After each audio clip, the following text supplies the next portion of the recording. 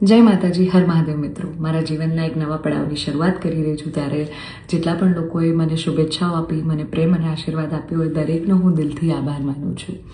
રહી વાત કે મારા સગપણને લઈને છેલ્લા ઘણા સમયથી મીડિયામાં અનેક તર્ક વિતર્ક, અનેક ચર્ચાઓ ચાલી રહી છે, જેને લઈને હું અત્યાર સુધી મૌન હતી, કારણ કે વાત મારા સુધી સીમિત હતી. પણ વાત જ્યારે હવે મારા પરિવાર પર છે, મારા પિતા પર છે, ત્યારે એક દીકરી તરીકે હવે મારાથી સહન નથી થતું અને મને લાગ્યું કે હવે આજે મારે બોલવું પડશે. એક બ્રહ્મકન્યા હોવાનું, એક બ્રહ્મ દીકરી હોવાનું મને એટલું ગૌરવ છે કે જેને હું કદાચ શબ્દોમાં નહીં વર્ણવી શકું. અને હું અહીંયા સુધી પહોંચી છું એના માટે શિક્ષિત અને સમજણી જે બ્રહ્મશક્તિઓ છે, બ્રહ્મ સમાજના લોકો છે, એમનો ખૂબ ખૂબ ફાળો રહ્યો છે મારી આ જર્નીમાં. અને હું તો નસીબદાર છું કે મને 18 વર્ણના લોકોનો પ્રેમ અને સપોર્ટ મળ્યો છે અહીંયા સુધી પહોંચવામાં. મારો પરિવાર તો છે જ, મારી ઢાલની જેમ મારા પિતા છે મને સપોર્ટ કરવામાં, પણ આપ સૌનો પણ ખૂબ ફાળો છે. પરંતુ કહેવાતા સભ્ય અને મોડર્ન સમાજમાં જ્યારે અમુક 2-4 અસામાજિક તત્વો છે જે લોકો અત્યારે પણ દીકરીઓ માટેના રૂલ્સ અને રેગ્યુલેશન નક્કી કરશે કે દીકરીઓનું લિમિટ ક્યાં સુધી હોવી જોઈએ, દીકરીઓને ફ્લાય કરવા માટે પાંખો મળી છે, એને વીંજવાની અને એને કાપવાની વાતો છે. આ બધી દીકરીઓ અત્યારે તેજસ જેવી પ્લેનો ઉડાઈ રહી છે, યુદ્ધ કરી રહી છે, રણ મેદાનમાં છે, સંસદમાં છે, વિજ્ઞાન અને ટેકનોલોજીમાં છે. હમણાં ઓપરેશન સિંદૂર જે થયું એમાં 2 દીકરીઓએ લીડ લઈને આપણને પૂરા દેશને ગૌરવ અપાવ્યો હતો. ત્યારે શું 2-4 આવા અસામાજિક તત્વો નક્કી કરશે કે એક દીકરીનો લાઈફ પાર્ટનર ચૂઝ કરવાનો શું એને હક નથી? હું બહુ નસીબદાર છું કે મને એવો પરિવારને, એવા પિતા મળ્યા છે જે મારી ખુશીમાં ખુશ થાય છે અને મારા નિર્ણયને જે મેં હરખે વધાવી લીધો છે. કારણ કે ઓફકોર્સ હું એક એવા પરિવારમાં જઈ રહી છું કે જે આખો ભક્તિમય પરિવાર છે. બહુ જ પરિવારના લોકો અને મારો પાર્ટનર મને એટલો પ્રેમ કરે છે કે જેમને હું જે છું, જેવી છું, જે પણ છું, મને ખૂબ આદરથી, સત્કારથી એ લોકોએ સ્વીકારી છે. રાત દિવસ જ્યાં ગાયત્રી મંત્ર, નવકાર મંત્રના જાપ થાય છે, આવા પરિવારમાં હું જઈ રહી છું. મને ખૂબ જ ગૌરવ છે. એટલે હું તમામ બ્રહ્મશક્તિઓ, સમજણી અને શિક્ષિત જે લોકો છે, બાકીના લોકોના મગજમાં નહીં ઉતરે કદાચ આ વાત, પણ જે લોકો શિક્ષિત છે, સમજુ છે, એ લોકોને હું નમ્ર વિનંતી કરું છું કે આવા 2-4 જે અસામાજિક તત્વો છે ને, કે જે દીકરીઓની પાંખોને કાપવાની વાતો કરી રહ્યા છે, પ્લીઝ એને સમાજમાંથી દૂર કરો, નકર આપણો સમાજ ક્યાંયનો નહીં રહે. તમે દીકરીઓનું સારું જ કરવા માંગતા હોય ને તો દીકરીઓના શિક્ષણ માટે વાત કરો. નાની નાની દીકરીઓ પર જે બળાત્કાર થઈ રહ્યા છે એના માટે વાત કરો. દીકરીઓની પ્રતિભાને આગળ લાવવાની વાત કરો. ચલો, આ બધી પ્રતિભાને બધું તો મોડર્ન વસ્તુ થઈ ગઈ. હજી જૂના 18મી 17મી સદીના કુરિવાજો આપણા સમાજમાં ચાલ્યા આવે છે. હજી કેટલા બાળ લગ્ન થાય છે આપણને બધાને ખબર છે. સાટા પ્રથા ચાલુ છે જેની પીડિત હું પણ છું, તમને બધાને ખબર છે. દીકરીઓના પૈસા લેવામાં આવે છે. અલા, દીકરીઓને તમે ઘૂંઘટામાં રાખો છો અને તમે એમ કહો છો કે અમે દીકરીઓનું સારું કહેવા માંગીએ છીએ. એક બાજુ દીકરીઓ તેજસ જેવી ફ્લાઇટો ઉડાઈ રહી છે, આર્મીમાં છે, નેવીમાં છે, અને એક બાજુ દીકરીઓ ઘૂંઘટામાં છે. એના પરથી જ ખબર પડી જાય છે કે ક્યાં કેટલો વિકાસ છે. હું દરેક બ્રહ્મ શક્તિઓને, બ્રહ્મ આગેવાનોને નિવેદન કરું છું, આજીજી કરું છું કે આવા અસામાજિક તત્વોને સમાજમાંથી હટાવો. જેટલા પણ લોકો હવે મારા પરિવાર વિરુદ્ધ કંઈ પણ પોસ્ટિંગ કરશે, કમેન્ટ કરશે, એમના વિરુદ્ધ હું કાયદેસરના પગલાં લઈશ. કારણ કે એક દીકરી તરીકે, બ્રહ્મકન્યા તરીકે, જ્ઞાતિના નીતિ નિયમો પ્રમાણે જ્યારે હું ચાલતી હતી ત્યારે નાતના જ કોઈક લોકોએ મારા પરિવાર પર ચીટ કર્યું, અમને અંધારામાં રાખ્યા. એક દીકરી એક સગપણમાં હોય અને તો પણ બીજી સમાજમાં ક્યાંક લગ્ન કરી લે, તમને 2-2 વર્ષ સુધી છુપાવે, તમને ક્યાંય નહીં. તો જ્યારે આ આફત આવી ત્યારે મેં નક્કી કર્યું કે ભાઈ હું આ રિલેશનમાં નહીં રહું. મેં મારા પરિવાર માટે સ્ટેન્ડ લીધું. અને કોઈ છોકરાને શું, જ્યારે પરિવાર માટે અને મારા પિતા પર જ્યારે વાત આવશે ને ત્યારે હું ભગવાનને પણ છોડવાની તાકાત ધરાવું છું. એ દીકરી છું હું, બરાબર છે? એટલે આપ સૌને નમ્ર વિનંતી છે કે જેમ દેશની દરેક દીકરીઓ પોતાના જીવનની શરૂઆત કરે છે, એમ મેં પણ એક શરૂઆત કરી છે. આને પહેલાં તો કોઈ વિશેષ મોટો મુદ્દો બનાવવાની જરૂર નથી.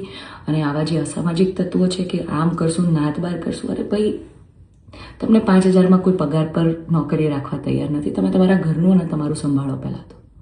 અને આવા અસામાજિક તત્વોને, તમામ બ્રહ્મશક્તિઓને, શિક્ષિત અને સમજણા જેટલા લોકો છે એમને મારી વિનંતી છે કે આવા સામાજિક તત્વોને તમે દૂર કરો સમાજમાંથી, જેથી દીકરીઓ ડરે નહીં અને એમની પ્રતિભા આગળ આવે અને સમાજનો વિકાસ થાય.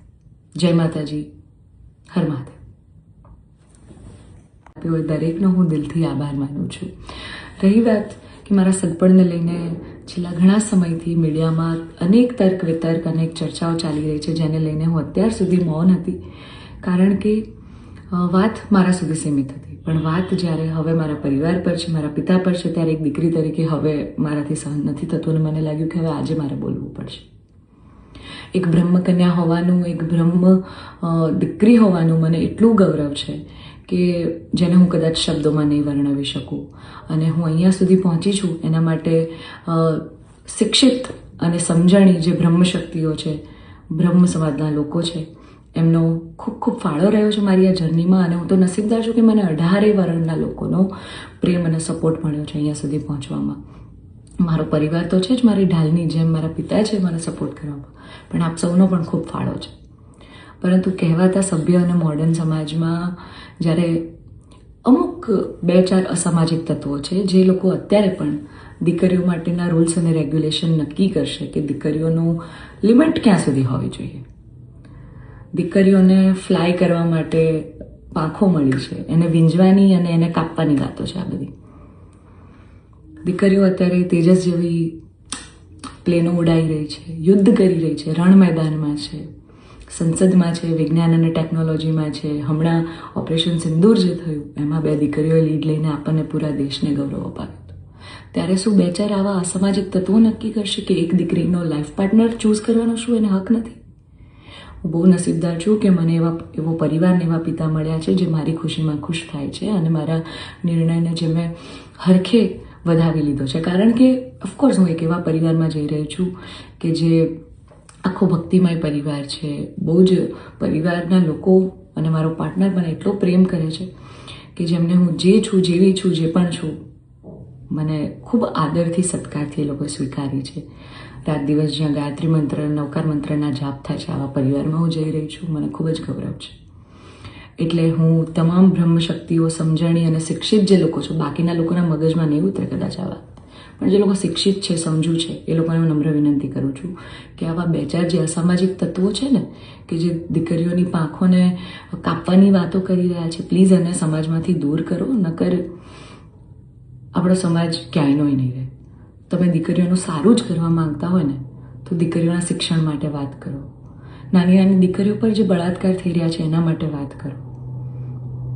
દીકરીઓની પ્રતિભાને આગળ લાવવાની વાત કરો. ચલો, આ બધી પ્રતિભાને બધું તો મોડર્ન વસ્તુ થઈ ગઈ. હજી જૂના 18મી 17મી સદીના કુરિવાજો આપણા સમાજમાં ચાલ્યા આવે છે. હજી કેટલા બાળ લગ્ન થાય છે આપણને બધાને ખબર છે.